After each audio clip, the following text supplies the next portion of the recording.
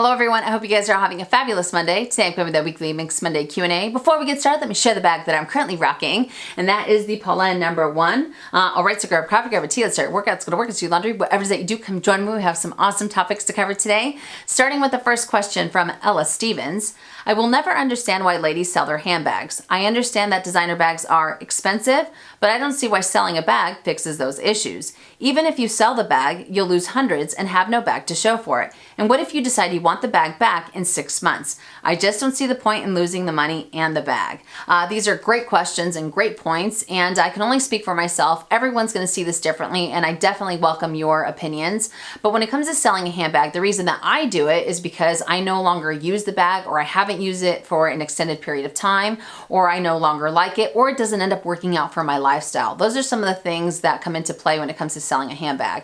I fully detach from it, and once I do that, I'm able to put the funds towards another bag that might end up working out for my lifestyle a lot better. I might like this detail, I might like this leather a lot more than the bag that I'm currently selling. So for me, it does drive me nuts to have something unused on my shelf, because I do see that as money that I could, that I could be using. And in other ways, it does also help to soften the blow when it comes to adding a new handbag to your collection. For example, let's say that you have 3 handbags in your collection that you haven't used for 3 years. And if you were to sell them, you would get $3,500 for them combined, right? Okay, so $3,500. And let's say that you're looking at this other bag that's maybe $5,000. You've researched it, you like the detail, you like the leather, it ends up working out for you a lot more, and you think that you'll use it a lot more often. If you put those $3,500 towards that $5,000 handbag, that bag essentially has become a $1,500 bag. And in some cases, again, I can only speak for myself, it's a lot easier for me to come up with a $1,500 than it is to come up with a $5,000. And again, I'm not stuck with 3 handbags that I will never ever use. I know some people end up keeping their bag, every single bag that they've ever had, they keep it on their shelves. I think that's awesome. Just like I think it's awesome for people to end up selling their handbags and end up putting that towards other pieces that they might end up using a lot more often, you know? So it's all a matter of personal preference. It's all whatever ends up working out for that person. Some people end up selling their handbags because something financial comes up. Sometimes they sell their bags because they fell out of love with them. Sometimes they sell their bags because they became, they became a mom and they need something a little bit more user-friendly, something to be hands-free. You know, I feel like there's so many different reasons why people end up selling their handbags, but ultimately it's all a matter of personal preference. And as far as repurchasing handbags go, I've been pretty successful. I've been pretty successful with not adding the same bag that I've sold before, for the most part. In the entire time that I've been buying handbags, out of all the ones that I've sold, anywhere from, I'd say maybe 20 to 25 handbags that I've sold, I've only repurchased 2. And that's the poche accessoire. I had those bags, I had all 3 of them. I had the trifecta. I loved them. I used them for travel all the time. I thought that they were great. And then I decided to sell them because I felt that I had too many small handbags. And then I think it was like a year and a half or 2 years later, I added them back into my collection, and I swore that I would never get rid of them. And to this day, I am still using them, and I don't foresee myself getting rid of them anytime soon. You know, so that's why I said I've been pretty successful, and I really owe that success to detaching from the bag. And once I realized that it doesn't work out for me because X, Y, and Z, you know, I'm able to go for bags that do work for me, and I'm able to have them for longer periods of time to the point where they become that favorite and they become that forever bag, you know? So like I said, it's all a matter of personal preference, but I think that this is an awesome topic, and I would love to hear what you guys think about this. Do you end up keeping all of your bags, or do you sell your bags to fund other bags? Whatever the case may be, I would love to hear what you guys have to say. But fantastic question. Hopefully I was able to help. Next question from Sarah G. How do you tell a significant other that you're getting into luxury? I have started to buy a few pieces, but I hide them and I don't tell my significant other how pricey they were. Our finances are separate, so it's not like I'm doing him wrong in that way. I just know how very practical and simple he is about material possessions, and I don't know if he'll understand. Both of our upbringings were very modest and non-luxe. I'd never use my items around my family. They would think I've lost my mind. But I want to use things comfortably around my significant other, and I think he will think it's ridiculous too. Help, I don't want to feel like I have to hide or conceal my stuff, LOL. This is an awesome, awesome question, and every relationship is different. Every relationship has a different dynamic. Personally, I feel that communication is key when it comes to any relationship or anybody that we love. Being able to voice your opinion and let them know know what's on your mind. I feel that's always imperative when it comes to a relationship. But I would personally let him know how you feel, and who knows, his answer might completely surprise you, because I'm sure he has likes and I'm sure he has hobbies that maybe you're not too keen on, but the fact that it makes him happy makes you happy. And I feel that if it makes you happy, it'll make him happy type of thing, you know? Someone said it perfectly. It's like happy wife, happy life. But I feel that by being able to voice what you like and what you don't like, I think that that's always... honesty is always the best policy.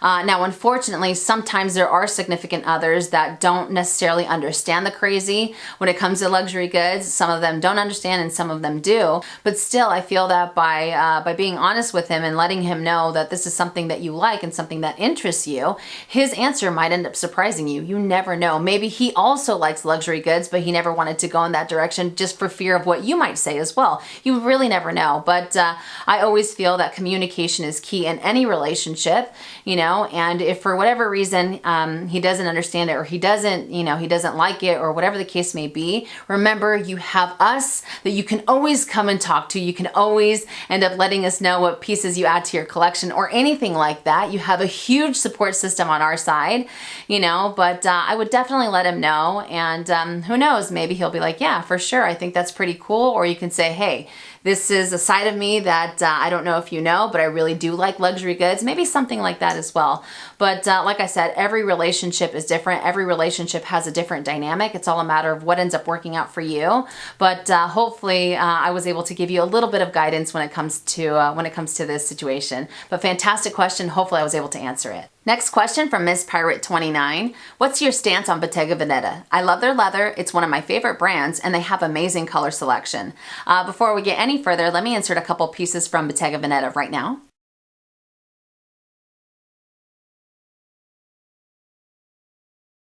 I go back and forth with this brand. I definitely go back and forth. I do appreciate the quality of their leather and also the craftsmanship that goes into their pieces. But the reason why I go back and forth is because I'm not too fond of the woven detail that they have on most of them. I know not all of the bags have it, but I'm not too fond of it. And I know that that's a signature to the fashion house. But still, I always wonder if it'll end up losing its shape a little bit more. And a lot of you know that I do end up going for very structured handbags. So that's kind of what goes through my mind.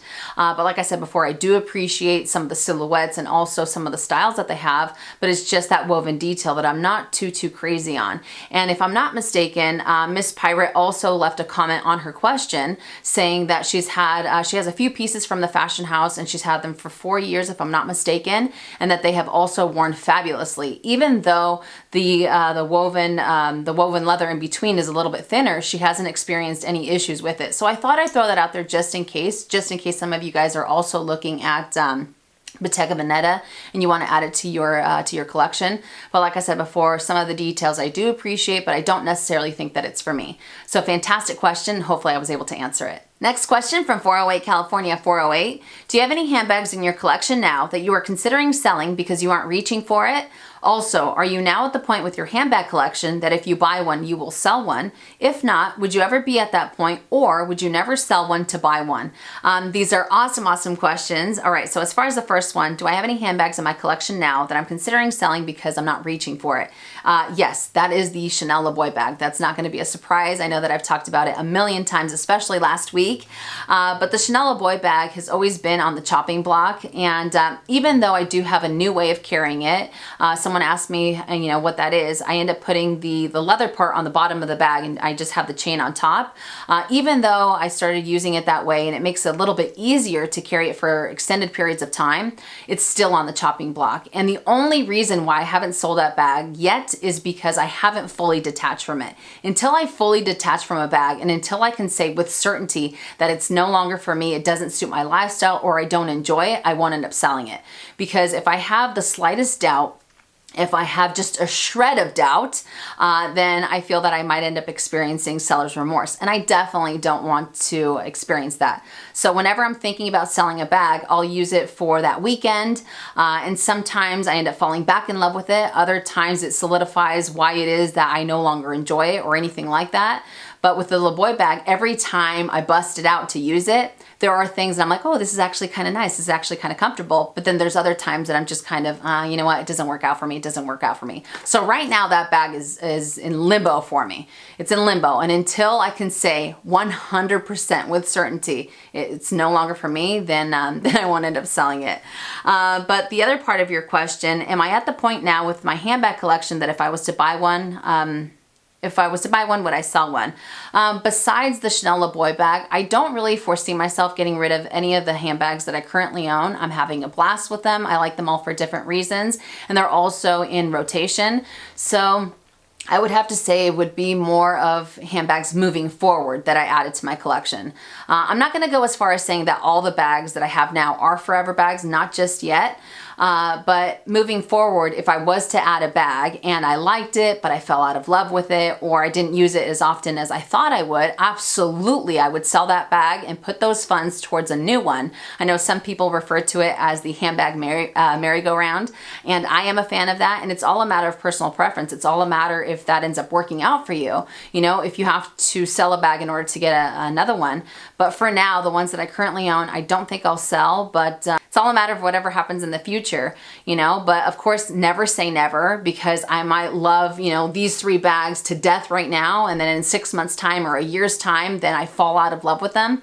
And if I can say with that same certainty, like I was talking about before, that it's no longer for me, absolutely, I'll sell these guys and I'll put that towards something else for sure. So I am a big, big fan. But at this point in time, no, I don't see myself selling any to get another one. But I would love to know, do you guys have the handbag merry-go-round, or are you also like me that the bags that you currently own, you don't really foresee yourself getting rid of them?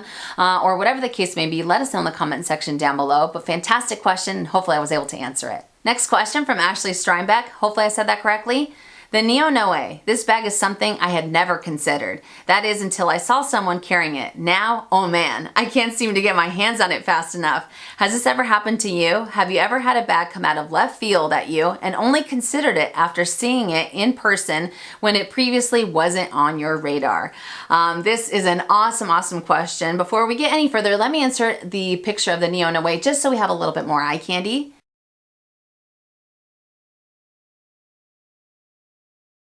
Beautiful, beautiful bag, so incredibly versatile. So I don't blame you for putting it on your wish list and having it on your radar now.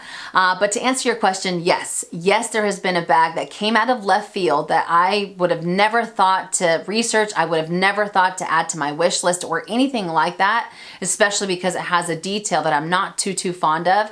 But when we were at the boutique last week, I ended up seeing it in person, and I'm not gonna say I fell in love, but it most definitely caught my attention. It caught my attention enough for me to start doing a little bit more research on it. I don't even want to tell you guys because you're gonna make fun of me, all right? And I've said it before, never say never. Never say never. I feel like that always comes back to haunt me, but I don't want to tell you because I know you're gonna make fun of me.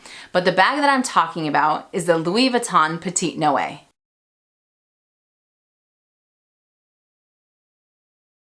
All right, I know what you're thinking. I'm totally crazy because I have just kind of brushed this bag off for so long. And the one detail that I'm not too crazy about is the drawstring. And I know that is a signature to this to the silhouette. And I used to have 2 backpacks from Louis Vuitton that had the drawstring, and those drove me nuts. It's a little bit fussier for me to get in and out of.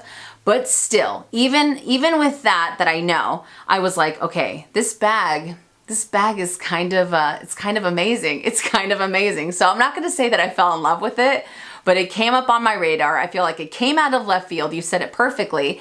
And I started to do research right then and there, that same day, you know? So the Petite Noe, for so long, I was like, no, I appreciate it. It's not for me. It's not for me. See what I mean? I feel like I change my mind when it comes to certain bags, and it takes some time for sure.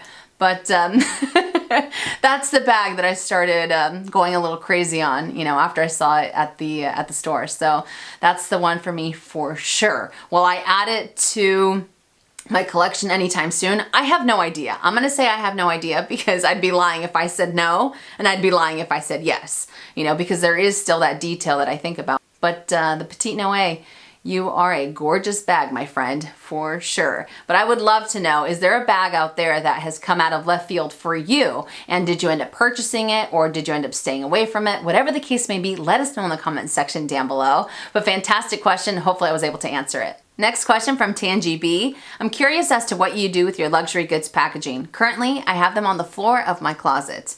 Well, TanGB, I can sum it up with one thing. My name is Minnie and I'm a pack rat. I am a pack rat to the fullest. I can't seem to get rid of anything, you know, and I have boxes within boxes. I have bags within bags. I have boxes of ribbon. I have a box with just authenticity cards. I have a box with just receipts. It's utter madness. It is absolute utter madness. And, you know, I feel like kind of like what I talked about earlier in the video, I think that for the most part, the bags that I currently own and the small leather goods, I really don't see myself getting rid of any of them at any point in time. So it's like, okay, if I'm not gonna get rid of them, why am I holding on to the packaging? I'll tell you why, because there's a part of me that has the whole what if factor. What if I was to sell it? What if I fall out of love with it, or what have you, you know? So that kind of deters me from wanting to get rid of anything. Because when it comes to selling your pieces, ultimately, it depends on the condition of your handbag or your small leather good or whatever it is that you're selling, how you can determine the price for it, right? But if you do have a bag that's in excellent condition or pristine condition or great condition, and it also comes with a box, the dust bag, the shopping bag, the receipt, and all that other good stuff, I feel that sometimes you can ask a little bit more because you're pretty much giving them everything that you got when you purchased the item. You know, if you got it at the boutique or anything like that. So, like I said before, I always have that what if factor, because if I was to sell something, I want the next person that has that item to enjoy and have everything that I got with it. So I don't know. I don't know if it makes any sense. You know, my hubby thinks I'm totally crazy. He's like, why don't you just throw it away? I have thrown away some of the bags, but the bags were damaged or they were ripped. And even then, are you ready for this? Even then, when I was like over the trash can, I was thinking, maybe I can glue it. Maybe I can tape it. I don't know, you know, but those are some of the things that run through my mind. I know I'm not the only one. I know we've talked about this before, but if you are also like this, let me know in the comment section down below. You can even tell in my background. Like these, I have some of my bags on top of boxes, but those boxes have boxes within boxes. Same with these guys over here. I can't do it. I can't do it. I don't know. It's not guilt. I feel like a lunatic, to be honest with you, because it's just paper. I'm just creating more mess. I don't know, but I can't do it. I can't do it, right? Make fun of me, call me what you will. But I am a pack rat. Like I said, my name is Minnie and I am a pack rat. So again, if you guys also experience this, let us know in the comment section down below. But fantastic question. Hopefully I was able to answer it. Next question from Diana Marie. Aside from handbags and small leather goods, is there anything else that you splurge on? All right, so splurging, sometimes shoes, especially within the last couple of years. Within the last couple of years, I went a little bit crazy, more so than ever before, you know, and I feel like I kind of got bit by the whole shoe bug. So shoes definitely, but other than that, I feel like every other aspect, for the most part, is pretty low key when it comes to my lifestyle. You know what I mean? I don't really splurge on clothing. I don't really splurge on anything else, really. I mean, I like to shop at TJ Maxx, Marshalls, Home Goods. Those are some of my absolute favorite stores. And I get so excited when I find a shirt that I really like for like $14.99 or what have you. So I'm that person, you know? So I'll most definitely splurge the most on handbags and small leather goods. Besides that, I do like to splurge on my family for gifts or for their birthdays or whatever the case may be. I definitely like to splurge on them. But as far as myself, handbags, the small leather goods, and sometimes shoes. I'm trying to be a lot better when it comes to shoes too.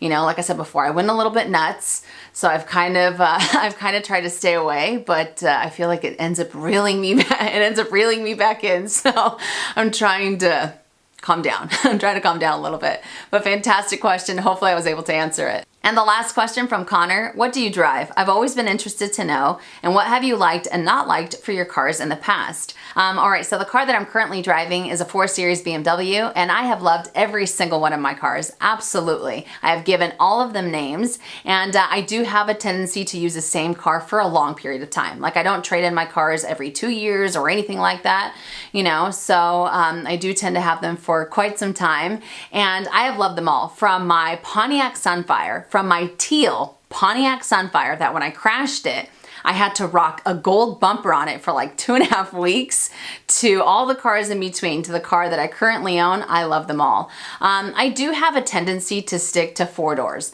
And I've always wanted to go for a 2-door, but when push comes to shove, I almost always end up going for a 4-door car.